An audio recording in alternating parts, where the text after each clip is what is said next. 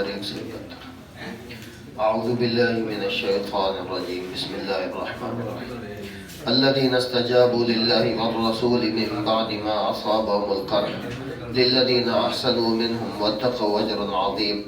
الذين قال لهم الناس إن الناس قد جمعوا لكم فاخشوهم فزادهم إيمانا وقالوا حسبنا الله ونعم الوكيل فانقلبوا بنعمة من الله وفضل لم يمسسهم سوء واتبعوا رضوان الله والله ذو فضل عظيم۔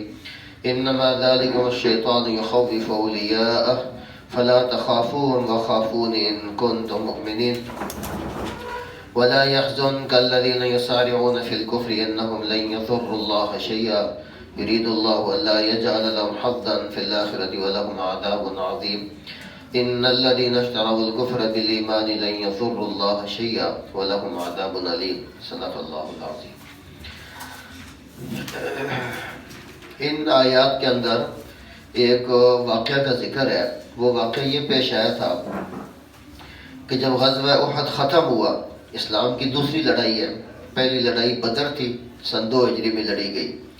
مکہ میں تو جہاد فرض ہی نہیں ہوا تھا، اللہ تعالیٰ نے اجازت ہی نہیں دی، 13 سال تک۔ پھر جب صحابہ کرام مدینہ پہنچے تو راستے میں یا مدینہ پہنچنے کے بعد اللہ نے جہاد کی اجازت دے دی۔ اذن للذین یقاتلون بانہم ظلموا وان اللہ علی نصرہم لقدیر، کہ اللہ کی طرف سے اجازت ہے جن لوگوں پہ ظلم ہوا ہے، اور وَإِنَّ اللَّهَ عَلَىٰ نَصْرِهِمْ لَقَدِيرٌ، اور اللہ آپ کی نصرت پر قدرت بھی رکھتا ہے، اللہ آپ کو فتح دے گا، نصرت فرمائے گا، مدد فرمائے گا۔ تو جہاد اللہ تعالیٰ نے اجازت دے دی لڑنے کی۔ تو سن 2 ہجری میں اس کی صورتحال بنی، جنگ کی صورتحال بنی، تو صحابہ کود پڑے جنگ میں کہ ٹھیک ہے جنگ ہوتی ہے تو ہو جائے۔ تو اتفاقاً جنگ ہو گئی بدر کی۔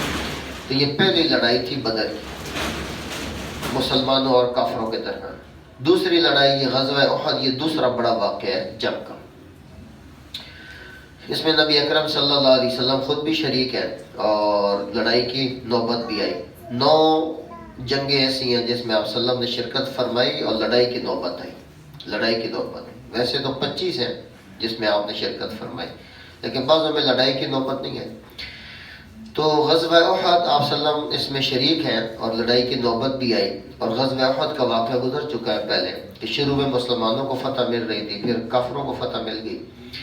تو جلدی جلدی میں کافر جو تھے، جب انہوں نے دیکھا کہ ہم نے مسلمانوں کو شہید کر دیا ہے، کچھ گرفتار بھی کر لیا ہے، تو یہ جنگ کو ختم کر کے نکلے وہاں سے۔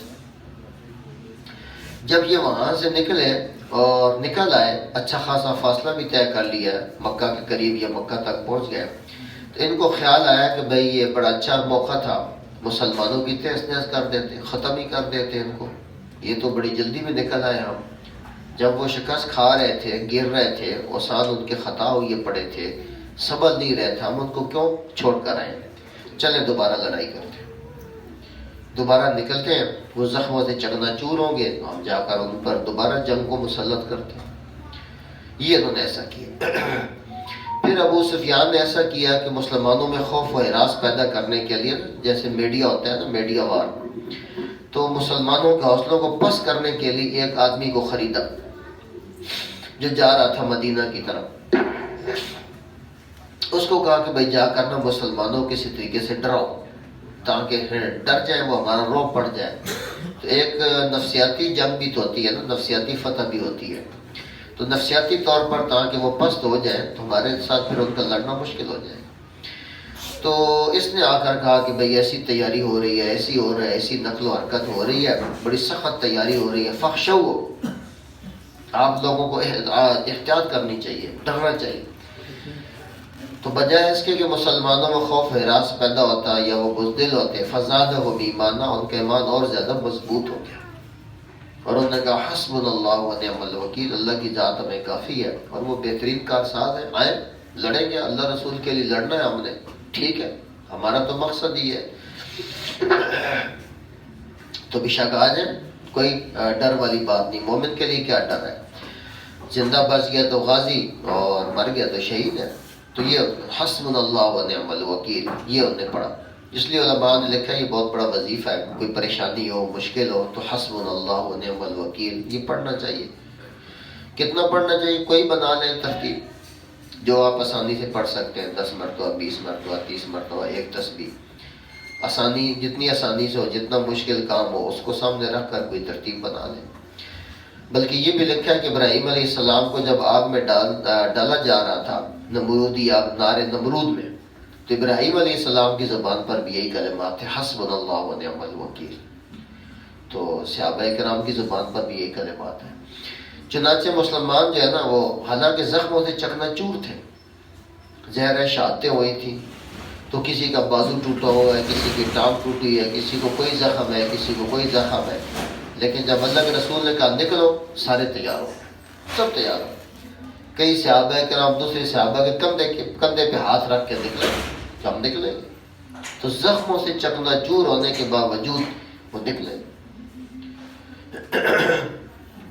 یہ ہے ایمان کی علامت اور مومن کی نشان کہ آپ صلی اللہ علیہ وسلم کا حکم تھا وہ نکل کھڑے گئے۔ یہ مدینہ سے نکلے 8 میل تک، مدینہ سے نکل کر 8 میل تک آگے گئے، جس کو حمراء الاسد کہتے ہیں، وہ جگہ ہے حمراء الاسد، وہاں تک صحابہ کرام پہنچے سفر کرتے کرتے کرتے کرتے۔ ابو سفیان کو پتہ چلا کہ ان کے حوصلے تو بڑے بلند ہیں، پست تو نہیں، تو انہوں نے پھر مشورہ کیا کہ بھائی اس میں بہتری یہ ہے کہ ایسا نہ ہو جو عزت بنی ہوئی ہے کہ جنگ ہم جیتے ہیں، وہ بنی بنائی عزت کی خاک میں نہ مل جائے، تو چلو یہی سے نکلو پاگے میں۔ تو مسلمانوں کا رعب بجائے اس کے کہ ان کا رعب ان پر پڑتا، مسلمانوں کا رعب ان پر پڑا اور وہ نکل گیا۔ یہ اس کے اندر واقعہ ہے سارا۔ الذین استجابوا للہ والرسول، وہ لوگ جنہوں نے حکم مانا۔ استجابو اور استجابت کہتے ہیں حکم مانے کو، جس کی دعا قبول ہو تو اسے کہتے ہیں مستجاب الدعوات۔ یہ بزرگ مستجاب الدعوات ہے، اس کی دعائیں قبول ہوتی ہیں۔ تو استجابو کا معنی ہوتا ہے قبول کرنا۔ وہ لوگ جنہوں نے ایجاب اور قبول، جب شادی ہوتی ہے تو بھی ایجاب اور قبول ہوتا ہے نا، یہ ایجاب، یہ استجابو ہے۔ وہ لوگ جنہوں نے حکم مانا للہ و رسولی، اللہ اور اس کے رسول کا، من بعد ما اصابهم القرح، بعد اس کے ان کو زخم پہنچ چکا تھا۔ قرح کہتے ہیں زخم کو، زخمی تھے پھر بھی اللہ کا حکم مانا۔ للذین احسنوا منہم، ان لوگوں کے لیے جو ان میں سے نیکوکار ہیں، واتقوا اور اللہ سے ڈرے ہیں، اجر عظیم، بہت بڑا اجر ہے۔ یہ اللہ تعالیٰ ان کی تعریف کر رہے ہیں کہ باوجود اس کے کہ زخمی ہے، پریشان حال ہے، ہمت پست ہے، نکل کھڑے ہوئی۔ تو یہ ہے اصل مومن کی علامت اور مومن کی تعریف اور نشانی کہ جب اللہ رسول کا حکم آئے تو چلے۔ زخموں کے باوجود ایسا کیا ہے صحابہ کرام، اور ہمیں کچھ بھی نہیں ہوتا، کوئی زخم بھی نہیں لگنا ہوتا، کوئی مالی نقصان بھی نہیں ہونا ہوتا، پھر بھی اللہ رسول کی نافرمانی کرتے ہیں۔ غمی کے موقع دیکھ لیں، بالخصوص خوشی کے موقع پر ہماری شادیاں کس طرح ہوتی ہیں، وہ شریعت کے مطابق ہوتی ہیں، کچھ بھی شریعت کے مطابق نہیں ہوتا۔ ہاں اخمار کا موقع ہے تو کہتے ہیں شریعت کے مطابق لکھ دیجیے، تو باقی کون سا کام شریعت کے مطابق کر رہے ہیں؟ تو کوئی بلکہ اس میں بچت ہی ہوتی ہے، بچت ہی ہے اس میں۔ یہ جتنی رسومات ہیں اور یہ اس طرح کے رسم و رواج ہیں، اس میں پیسہ ہی ضائع ہوتا ہے، خواہ مخواہ پیسہ خرچ کرتے ہیں آپ۔ ہمارا مسئلہ ہے کہ ہم غریب قوم ہیں، لیکن ہم دکھانا چاہتے ہیں کہ ہم امیر ہیں۔ ہر آدمی کی یہی کوشش ہوتی ہے کہ ہے غریب لیکن رشتہ داروں کو دکھانا ہے جی بڑے امیر ہیں۔ اس سوچ کا فائدہ تو یہ نقصان ہے، یہ فائدہ کوئی نہیں، نقصان ہے یہ۔ شادی کی یہ جتنی رسومات ہیں، بڑا پیسہ خرچ کرتے ہیں، وہی پیسہ بچے کو دے دیں، وہ کوئی تجارت کر لیں، کسی کاروبار میں لگا دیں۔ یہ جہیز کی جو لعنت ہے، کتنا خرچ ہوتا ہے۔ تو دونوں فیملی اگر سمجھداری کریں تو وہ مل بیٹھ کر فیصلہ کر دیں بھائی یہ سب باتوں کو چھوڑو، تو ماں باپ نے جو بچی پر خرچ کرنا ہے وہ بچی کو پلاٹ لے دو، مکان لے دو، اس میں بچی کا بھی فائدہ ہے، بچے کا بھی فائدہ ہے۔ وہی تھوڑے سے پیسے اور ملیں جتنے سونے پہ لگاتے ہیں، جہیز پہ لگاتے ہیں، باقی پتنی کن چیزوں پہ لگاتے ہیں، تو ان کا فائدہ ہے۔ بچے کا مستقبل اللہ کرے اکٹھا ہی ہے تو کل تک وہ بچے کو بھی فائدہ ہے، بچوں کے پاس جائے گا، وہ ایک چیز آ جائے گی ان کے پاس۔ اپنا ہے بھی صحیح تو چلو کرایہ آتا رہے گا، ایک چیز تو بنے گی۔ یہ جو ساز و سامان ہوتا ہے اور یہ چیزیں ہوتی ہیں، انہیں تو دن بدن نیچے گرنا ہے، اس کا تو قیمت ویلیو کم ہونی ہے اس کی، اور کچھ عرصے کے بعد جو ہے نا وہ جو ہے اس کا وہ نقش و نگار ہے اور جو بناوٹ ہے وہ اولڈ ہو جاتی ہے، پرانی ہو جاتی ہے، وہ پسند ہی کسی کو نہیں ہوتی، پھینکنا پڑتا ہے، تھوڑے بہت پیسوں کا دینا پڑتا ہے. پلاٹ لے کے دو، وہ دن دن چڑھتا جائے گا چڑھتا جائے گا. اور خدا نہ خواستہ اگر ٹوٹ بھی جاتا ہے رشتے نے تو بچی کو پھر بھی فائدہ ہے. بچی کے نام ایک پلاٹ ہے، ایک مکان ہے، تو اس کا تو فائدہ ہی فائدہ ہے، بجائے اس کے رسومات کریں. ہم پوچھتے ہیں نماز کے فرض کتنے ہیں، روزے کے فرض کتنے ہیں. شادی میں بھی کچھ چیزیں فرض ہیں نا، کچھ چیزیں مستحب ہیں. تو یہ جو نکاح ہوتا ہے، شادی ہوتی ہے، اس میں 2 چیزیں فرض ہے، 1 چیز واجب ہے، اور 3 چیزیں مستحب ہے. فرض کیا ہے؟ ایجاب اور قبول فرض ہے کہ بچی بچہ ہاں کرے بس ٹھیک ہے مجھے یہ رشتہ قبول ہے. اور دوسرے کہ 2 گواہ ہوں، 2 گواہوں کی موجودگی میں یہ کام ہو جائے تو میاں بیوی بن جاتے ہیں. 2 بندے بیٹھ جائیں اور لڑکی لڑکا بیٹھ جائے اور وہ کہیں جی ہمیں قبول ہے تو میاں بیوی بن گئے. خواہ لڑکے کا باپ بیٹھ جائے اور لڑکی کے باپ 2 یہ ہو جائے. کوئی 2 مرد بیٹھ جائیں اور وہ 2 مرد سن رہے ہوں کہ انہوں نے اپنے آپ کو یہ کہا ہے کہ ہمیں قبول ہے، وہ میاں بیوی بن گئے. تو ایجاب اور قبول فرض ہے، 2 گواہوں کو ہونا فرض ہے. 1 چیز واجب ہے، حق مار. حق مار کا دینا واجب ہے. حق مار کا ذکر نہ بھی کریں تو نکاح ہو جاتا ہے، لیکن بعد میں اس کے ذمہ آئے گا حق مار دیں. حق مار مار مثل ہوتا ہے اس خاندان میں، ان لوگوں میں، اس لڑکی کی جو باقی بہنیں ہیں یا خالائیں پھوپھی، ان کا کیا حق مار ہے. اتنا حق مار دے دو جس میں آسانی ہو، سہولت ہو بچے کے لیے. تو یہ 3 چیزیں تو ہو گئی ضروری، 2 فرض 1 واجب. باقی خطبہ نکاح جو پڑھا جاتا ہے کسی عالم کو بلا کر بھائی خطبہ پڑھے، قرآن کہتے پڑھے، یہ مستحب ہے. نبی پڑھو تو وہ میاں بیوی بن چکے. تو خطبہ نکاح پڑھنا یہ مستحب ہے. کھجوریں تقسیم کرنا یہ مستحب ہے. اس طرح ولیمہ کرنا یہ بھی مستحب ہے، سنت ہے، مستحب ہے. تو یہ چیزیں ہیں، تو اس کے علاوہ تو کوئی نہیں ہے. تو یہ چیزیں ہیں. اور ہم پتہ نہیں کتنے وہ فنکشن کرتے ہیں، کوئی مایوں ہے، کوئی مہندی ہے، کوئی منگنی کا فنکشن ہے، پتہ نہیں کتنے پروگرام بنا دی ہیں اور پیسہ ضائع کرتے ہیں. جب غریب قوم ہے تو پیسے کو بچانا چاہیے. اللہ نے دیا ہے تو ولیمہ اچھے طریقے سے کر دیں، اس میں جتنا خرچہ کرنا ہے کر دیں. لوگوں کو کھلانا پلانا ہے تو پلا دیں. آپ صلی اللہ علیہ وسلم نے بہت کم درجے کا ولیمہ بھی کیا ہے اور بڑے اچھے درجے کا ولیمہ بھی کیا ہے. سنت بنائی ہے آپ نے، طریقہ بنایا ہے، جس پہ عمل کرنا چاہے ثواب مل جائے. ایسا بھی ولیمہ کیا بھئی اپنا کھانا لے آؤ میرے دسترخوان پہ آ کر کھا لو، یہ ولیمہ ہو گیا. یہ ولیمہ بھی آپ نے کیا.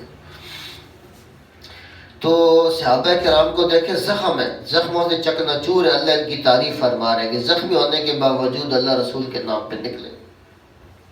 تو ہمیں کچھ بھی نہیں ہوتا پھر بھی رسومات کو گلے لگایا ہوا ہے، اللہ رسول کو دور چھوڑا ہوا ہے. تو اللہ فرماتے ہیں اجر عظیم، ان کے لیے بہت بڑا اجر ہے. الذین قال لهم الناس، یہ وہ لوگ ہیں جن سے لوگوں نے کہا، وہ جو ابو سفیان نے بھیجے تھے ان کو ڈراؤ. کیا کہا؟ ان الناس قد جمعوا لكم، بے شک وہ لوگ تمہارے لیے جمع ہو چکے ہیں. بڑی تیاری کر رہا ہے ابو سفیان اور اس کے کارندے. فخشوہم، ڈرو. یہ بڑی خیرخواہی کے طور پر اس نے آ کر بتایا، بھائی میں خیرخواہی کے طور پر بتا رہا ہوں. لیکن صحابہ ایسے تھے، بجائے ڈرنے کے فزادہم ایمانا، ان کا ایمان اور زیادہ بڑھ گیا. جیسا ہوتا ہے نا آدمی نعرے تکبیر لگانا شروع کر دیتا ہے خوشی میں آ کے. وہ خوش ہو گئے اور انہوں نے زبان سے کہا حسبنا اللہ ونعم الوکیل، ہم کو اللہ کی ذات کافی ہے. ونعم الوکیل، اور بہترین کارساز ہے، ہمارا کارساز کام بنانے والا اللہ کی ذات. چنانچہ یہ نکلے صحابہ کرام، مدینہ سے 8 میل تک نکل گئے، حمراء الاسد تک پہنچ گئے. فانقلبوا بنعمت من اللہ وفضل، یہ صحابہ کرام واپس لوٹے اللہ کی نعمت کے ساتھ. نعمت سے مراد ہے سلامتی. کوئی جنگ کی نوبت نہیں آئی، لڑائی کی نوبت نہیں آئی، اللہ نے سلامتی رکھی. حدیث میں یہی آتا ہے کہ اللہ سے امن مانگو، عافیت مانگو، جنگ نہ مانگو. جنگ کوئی اچھی چیز نہیں ہے. اللہ سے امن مانگو، عافیت مانگو. ہاں اگر جنگ کوئی مسلط کر دے تو پھر پوری دلیری کے ساتھ لڑو. تو اللہ کی نعمت کے ساتھ واپس آئے، یعنی سلامتی کے ساتھ. وفضل، اور فضل کے ساتھ واپس آئے. مال و دولت ان کو مل گیا، کچھ وہاں تجارت کر لی اور اس کی وجہ سے مالی لحاظ سے بھی فائدہ ہوا. لم یمسسہم سوء، ان کو کسی قسم کی کوئی تکلیف نہیں پہنچی. واتبعوا رضوان اللہ، انہوں نے اتباع کی اللہ کی رضا کی، کہ اللہ کا حکم تھا نکلے. واللہ ذو فضل عظیم، اور اللہ تعالیٰ عظیم فضل والے ہیں، بڑا عظیم فضل فرماتے ہیں جب اس کی کوئی تابعداری کرتا ہے۔ انما ذالکم الشیطان یخوف اولیاء، بے شک وہ شیطان تھا کہ ڈرا رہا تھا وہ اولیاء اپنے دوستوں سے۔ یہ جن لوگوں نے آ کر ڈرایا نا، ان کے نام بھی لکھے ہیں سیرت کی کتابوں میں، ڈرایا مسلسل، ابو سفیان ان کو لالچ دیا، تو اللہ تعالیٰ فرماتے ہیں شیطان ہے یہ، اپنے دوستوں کے ذریعے ڈراتے ہیں، خوف کی فضا پیدا کرتے ہیں۔ فلا تخافوهم، نہ ڈرو تم، وخافونی، مجھ سے ڈرو، ان کنتم مؤمنین، اگر تم ہو، ان سے ڈرنے کی ضرورت نہیں۔ تو شیطان کا کام یہ خوف و ہراس پیدا کرتا ہے۔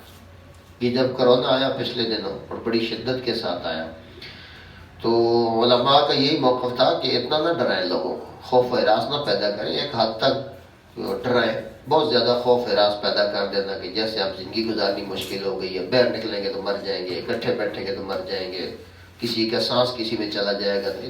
اور یہی ہے تھی کہ ذالکم الشیطان یخوف اولیاء، شیطان کا کام ہے خوف و ہراس پیدا کرنا۔ تو معاشرے کو، اپنے لوگوں کو خوف و ہراس میں نہیں ڈالنا چاہیے، بلکہ ان کے عزائم کو بلند رکھنا چاہیے۔ تو خطرات سے آگاہ بھی کریں، لیکن اتنا آگاہ بھی نہ کریں کہ ان کے لیے زندگی گزارنی مشکل ہو جائے۔ یہ جب بم دھماکے شروع ہوئی ہمارے ملک میں، یہ کوئی سن 2008، 9، 10، یہ تو حالانکہ یہ ہوتے ادھر تھے KPK میں، اور ادھر پنجاب میں اتنا نہیں تھا، یہاں تک سکول بند ہو جاتے تھے، سکول بند ہو گئی، دھماکہ ہوا ہے، سکول بند ہو گئے۔ دہشت گردوں کا تو مقصد یہ ہوتا ہے خوف و ہراس پیدا کرے، ان کی معیشت پہ اٹیک کرے، ان کو نقصان پہنچائے، تو وہی کام آپ بھی کرتے ہیں۔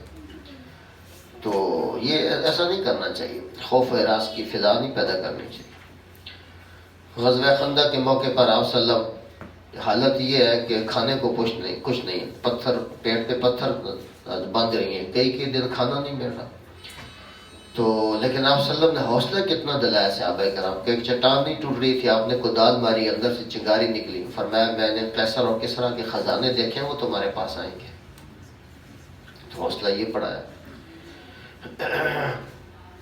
عدی بن حاتم طائی سے کہا کہ اگر تو زندہ رہا تو ایک وقت آئے گا کہ مسلمانوں پر خوشحالی اتنی ہوگی کہ ایک عورت حیرہ سے چلے گی، عراق کے اندر ہے وہ، چلے گی اور مکہ تک آئے گی، حج کرے گی، اور زیوروں سے وہ لدی ہوئی ہوگی، زیورات اس پر چھنچھنا رہے ہوں گے، اور کجاوے میں سامان بھرا ہوا ہوگا، اور اس طرح خوشحالی ہوگی، اور امن اتنا ہوگا کہ کوئی اس کی طرف ٹیڑھی آنکھ سے دیکھنے والا نہیں ہوگا۔ وہ مہینوں کی مسافت طے کرے گی اکیلی، مکہ آئے گی، حج کر کے اکیلی واپس جائے گی، یہ امن آئے گا۔ تو میں جو نظام دے کر جا رہا ہوں نا، تو میں نظام اسلام، اس کو جب حکومت ملے گی تو یہ خوشحالی آئے گی۔ چنانچہ عدی بن حاتم طائی کہتے ہیں کہ آپ نے تو مثال دی تھی نا، میں نے اپنی آنکھوں سے ایک عورت کو دیکھا ہے کہ عراق سے چلی ہے اور مکہ تک آئی ہے، زیورات اس کے کھنکھنا رہے تھے، کجاوا اس کا سامان سے بھرا ہوا تھا، اور پھر اسی طرح اکیلی واپس گئی ہے۔ تو یہ خوشحالی آئے گی۔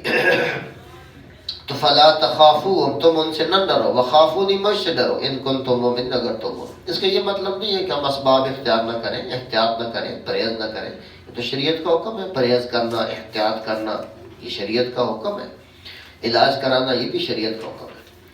ولا يحزنك الذين يسارعون في الكفر انهم لن يضروا الله شيئا، نہ غمزدہ کرے آپ کو وہ لوگ یسارعون فی الکفر، جو کفر کے اندر بھاگتے دوڑتے ہیں، کہ جو کافروں کی بھاگم دوڑ لگی ہوئی ہے نا، بظاہر آپ کو بڑے نظر آتے ہیں کہ بڑے لوگ ہیں یہ، اور یہ بڑے لوگ ہیں اور پوری دنیا میں کنٹرول ہے، یہ آپ کو غمزدہ نہ کرے۔ انہم لن یضروا اللہ شیئا، یہ لوگ ذرا بھی اللہ کو تکلیف نہیں پہنچا سکتے۔ اللہ کو تکلیف سے مراد ہے اللہ کے دین کو تکلیف نہیں پہنچا سکتے۔